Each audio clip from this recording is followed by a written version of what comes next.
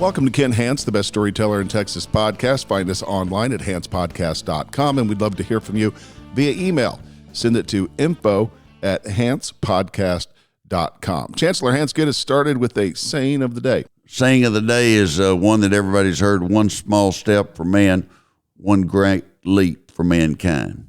Neil Armstrong said that on the moon. You know, one thing that I always think back that's just amazing to me is that Neil Armstrong and Orville Wright were alive at the same time. I mean, one of them invented flying, or invented the airplane, and flew like 300 yards or something, a short distance, and the other guy flew to the moon. And it just tells you how technology comes so fast, and people accept it. You know, you think back, we didn't have emails, until, a few decades ago. But now everybody accepts it. Everyone has an email address, and they text back and forth, and communication is so much easier than it used to be because it can be instant, and you can communicate with people all over the world. I had a friend that was in India, and I was texting with them earlier today that they're the other side of the world, and in a matter of seconds, you can have a up-to-date conversation with them. It's just with technology, all that's coming in, you get to thinking, well, will there be anything new? Yeah, there'll be everything that comes along will be improved on. And I think that we fail to recognize how fast things have changed. The mail, you'd go get the mail, and that was a big deal. We always had a mailbox, and we'd go out to the mailbox, and what time's the mailman going to be here, and stuff like that. And now sometimes you go 3 or 4 days right, without checking the mailbox because you're looking at the emails. There are days that I get 150, 200 emails, and some of them are really junk, and some of them are on the give me money. Most of them are in that latter category. It's amazing how once it's accepted or proved that something can be done, example, Orville Wright and his brother Wilbur flying, once it's proved it can be done, then it really just takes off. Well, it takes off, and like Roger Bannister, that no one could run a mile less than 4 minutes. He broke it, and 60 people within the next year broke it also. I think on the flying, it was dangerous, and a lot of people died, but everybody still tried it. And that, by World War I, people were shooting out of airplanes, that Eddie Rickenbacker and people like that they were good shots. And first they started out shooting a rifle, taking a rifle up with you in the plane and shooting at other people or shooting people on the ground. Then they, came up with technology that the planes could shoot. And that now that's how they deliver warheads. It was an adjustment that came quickly. Well, today, if you are still holding to your New Year's resolution, congratulations, because you made it past what's called Quitter's Day, which was last Friday. Most people that set their resolution by last Friday, they had already given up. So if you're sticking to yours, congratulations. You are in rare company. Well, they had the Quitter's Days on the second Friday after the first, and that most people have given up. But then, boy, I found that kind of hard to believe. They don't last long, no. and a lot of them have to do with health and exercise. Yeah, well, I'll start that again next year and just let it get by them. They need to have it reset or readjust or adjustment day. Try to make an adjustment and make sure that when you're making the resolutions that they're realistic. Don't come up with ones that aren't. People that have tried to save money, hell, they've barely given it a chance to save any money if they've given up already. Yeah, they try to save money and they can't get that done, and they try to lose weight or exercise more, and they go spend their money on something that's fattening, and so they lose both places. But don't lose the weight.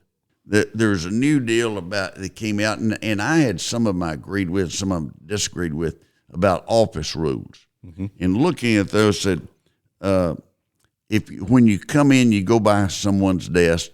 Third time you go by, don't speak to them again. Don't say good morning or something. I don't know why that would matter one way or the other. I mean, that's not something I would, that is, just keep your mouth shut. One of the things they had, the third thing they had down, don't be efficient. And boy, I disagree with that. Be efficient. People are going to pay attention. You want to be so efficient that if they have to have layoffs, they say, we can't do without so-and-so. She's the best or he's the best. And be efficient.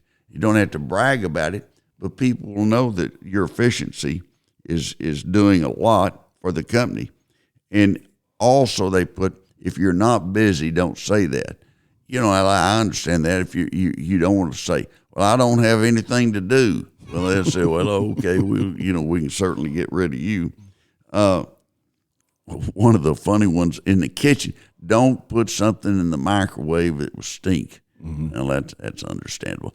I think in my office that you could put something in the kitchen that said there's strychnine in this. It will kill you in 5 minutes. I think hell they'd still eat it. They one time at Linda Steele, that worked for me for over 20 years, was working for me at Texas Tech when I was chancellor, and she said, somebody needs to clean that refrigerator out. And I said, why? And she said, it looks like we're growing penicillin in there. And I said, okay, I'll get somebody to do that. And it gotten a little out of hand. Yeah. And if people put stuff in there, but if you want to get rid of something, somebody gives you a fruitcake, put it in the kitchen and send out a note or an email or a text that it's available and in the kitchen, and it'll be gone. Quickly. I'm not gonna lie to you. Every time I come by your office, I do poke into the kitchen. To see there's always food there. There's always good food there. Yeah, there is. Last time I was there was a bunch of Mexican food, tortillas and fajitas, and I was like, we have lunch. We bring lunch in every day because it saves time. Mm-hmm. People eat at their desk and get more done rather than go out. And you go out for lunch and you got to leave about 11:30, and you got to get there early enough that you can get a seat pretty fast, and then you'll spend an hour, and then you'll come back. So you may wind up using 2 hours. If you're eating in the office, you can eat in the conference room or a side room or in your own office, and you're talking about somewhere between 20 and 30 or 40 minutes. So it's a lot more efficient. And companies, I think they save money. Big companies have cafeterias. Mm-hmm. And that they save money and time that way. And there's nothing like going out to have like a big Mexican food lunch. You come back, you're worthless. You're just tired. You go out and you have a big lunch. You come back and you're worthless. You're sleepy. Yeah. You don't want to take a nap and can't get anything done at that time. A couple of other things they said in there. Don't have body odor. Why do you have to even put that in there? If somebody's got body odor, we're going to allow them to go, be smelly some other place, pass it around. People notice, just so you know. People notice. And don't use a speakerphone. I rarely use a speakerphone unless I've got people in my office that need to be on the conversation. But I always tell people, if I'm going to put someone on a speakerphone, I tell the other people that so-and-so and so-and-so are joining us. They don't want to be surprised. Mm-hmm. And, it also, one of the things they said, don't complain. Don't be a whiner. And no one likes a whiner. And they'll wear out their welcome pretty fast. And the last one, this one I really believe, said don't set up early Monday morning meetings or late Friday meetings. And I think that one's probably pretty good, that you don't want to do that. Did you see the tip on that list that said when the person leading the meeting says, anybody have any questions? Don't say anything. Yeah, leave it alone. I was on a board one time, and the chairman would say near the end of the meeting, he'd say, anyone want to add something? It's like he'd almost beg them. Said, don't do that. The meeting is going to go on forever and ever, and there'll always somebody feel uncomfortable, and and they'll want to, that they don't like that silence. I've heard a lot of CEOs, and Michael Dell in particular, all of his meetings, everybody stands. You stand up during the entire meeting because you're right. I like that. It's less likely to hunker down, get comfortable, and just sit there. There's a theory that a guy wrote about in the New York Times one time when I was in Congress, that air conditioning has hurt this country more than anything else because before air conditioning, Congress would meet in February, March, maybe April. They'd take off in April or May, wouldn't come back till September or October, and with air conditioning they'd just meet year round, and they could do more damage then was this guy's theory, and that it'd be a lot better off if they had shorter meetings. Did you see a thing about what Americans believe in? Everything from ghosts to Jesus to the devil. 85% believe in God, 80% believe in Jesus. There will be some people in other religions that they may not believe in Jesus, but they believe in something. They believe in God, and there was 70% believe in the devil. And I've had some clients that had more belief in the devil, and they felt like the devil was always after them. And they had a ghost, 61% believed in ghosts, and 57% believed in aliens. And that with the billions of stars out there, is there some other life? And, the UFO people that follow the UFOs, we've talked about Roswell, and they have the UFO convention there once a year in the summer. And that's when the police chief told me they have more rear-end collisions because people are driving around looking up in the sky and they'll run into somebody. They're looking for an alien to land or something. And some kids got an air balloon and put some candles in it and everything and sent it up over Roswell during one of those conventions. And everybody saw it, and the air balloon caught on fire. They had a lot of police calls. Everybody said, there's something going over my house. It looks like it's on fire. It was, and it was some teenagers being clever, they thought. One other thing that caught my attention, there was this just shows how stupid criminals are. There was a robbery. People robbed a jewelry store in D.C., Washington, D.C., and they did it at 5 o'clock. And they got caught up in 5 o'clock traffic and couldn't get away. And somebody spotted them. And so, the helicopter just kind of watched them until they finally got to an exit, and they were easily arrested. 5 o'clock robbery. Why didn't somebody say, well, we're liable to get caught in bad traffic? If they'd been smart enough to think that, they'd thought, we probably shouldn't rob that store.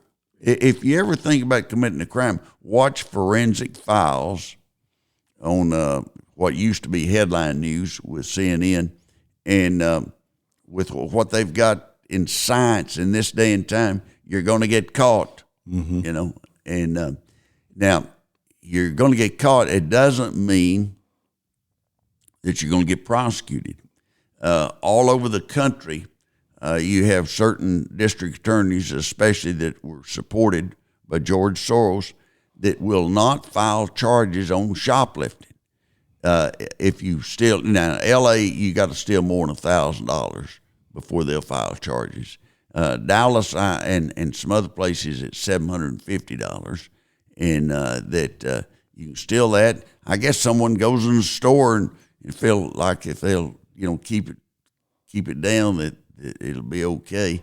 Well, that's just crazy.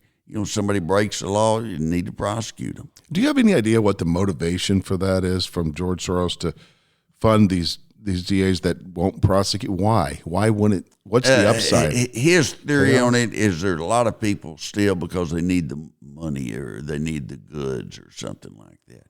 Well, I'm sure that everyone could claim that. It's a breakdown of law and breakdown of society when you do that.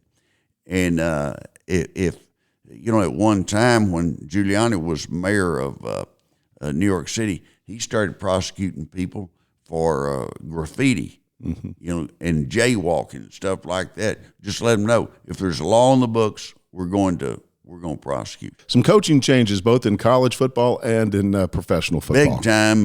Bill Belichick, one of the greatest coaches ever, and played 9 Super Bowls, won 6 Super Bowls. He's a heck of a coach. And his last 3 or 4 years not been good.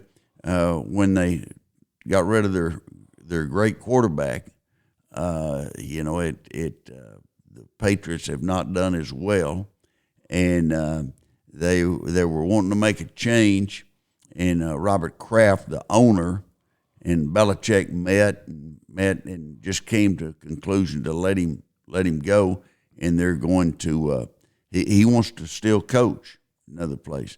Another retirement, big time, Nick Saban, University of Alabama. He won 6 national championships, and that his was not because it had any losing record to speak of. His, I think, he just saw it changing so fast, and I think he was tired of messing with it. The portal has changed so much because if you have players that people are going to be after them all the time. And Alabama, in certain schools, will sign a lot of good players. But those good players, if they're not starting and playing full time, they'll go somewhere else. And it's a fight every year to get them, keep them. And so the portal, it's made a tremendous change. And the NIL, you're paying players. And that somebody said, well, some of those teams were paying players, when you weren't supposed to, and it may have saved them some money. But you're paying players, and if you don't, your competitors will. In the lower Division I and Division II, they can't pay players. How's the University of Toledo going to pay compared to Georgia and Alabama? They're not going to be able to do that. And so it's one of the deals: the rich are going to get richer and the poor are going to get poorer. It's very difficult for them to do that. But your big schools, Division I schools, I know at Texas Tech, they're $25,000 a player. So they're on scholarship, but they still get $25,000, and that makes it a pretty good cushion for a young person. And they can make a car payment, something like that. Some of the things that come out of this are not going to be good. There's going to be some downside, and it's a big adjustment. I think Saban was thinking, I don't necessarily want to do that, and it was time to do something else. I think he'll be highly paid as a sports announcer, and that he'll do well and everything. But the key really, in 2 years, if somebody comes to him and says, we need you to coach, will he go back to it? And, we've seen a lot of coaches, they'll leave, they'll retire. Within 2 or 3 years, they'll be back coaching someplace. Yeah, Coach Mac Brown. Mac Brown was he retired, and Texas was kind of, they were trying. They thought they could get a better coach, and it's taken a long time to get to that spot. But Mac missed it, and he's back at North Carolina and winning. Mac Brown's a good coach. He's a good person and a good recruiter, and that knows what he's doing. And there's a lot can be said positive about a lot of coaches. Well, speaking of sports, did you see that nearly a third of Americans don't really care who wins the Super Bowl? Yeah, it was 35% said in the poll said they didn't care. I'm thinking that may be the 35% not watching. But they asked them, who's your favorite team? And the favorite football team in America were the Dallas Cowboys, America's team. Now, the most hated team in America were the Dallas Cowboys. It's kind of like the New York Yankees. They're the most loved in baseball, but they're also the most hated. But there was a deal I was looking to see in the Cowboys were number one. The Detroit Lions were second, had 6% of the nation pull for them. And the Chiefs, that doesn't surprise me, they were third. And then 49ers, then Baltimore and Green Bay, Dolphins.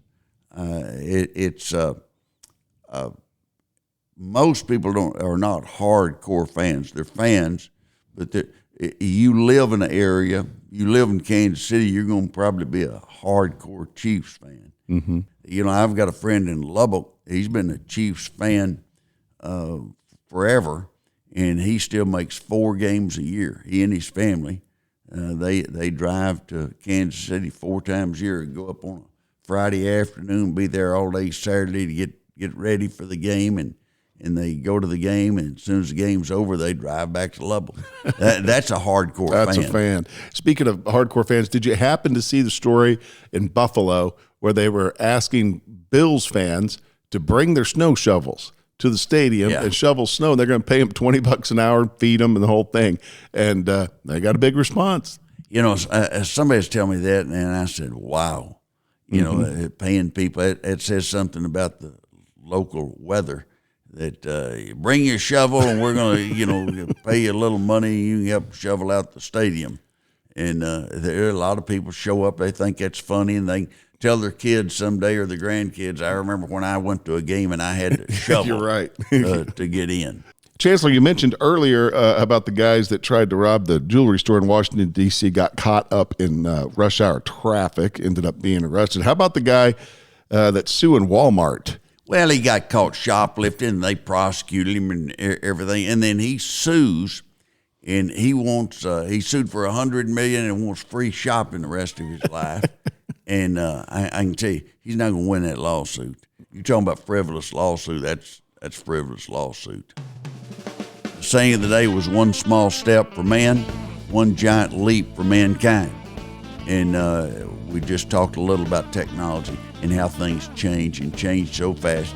And the amazing thing we're pointing out that Neil Armstrong, who landed on the moon, and Orville Wright, who invented the airplane, they were alive at the same time.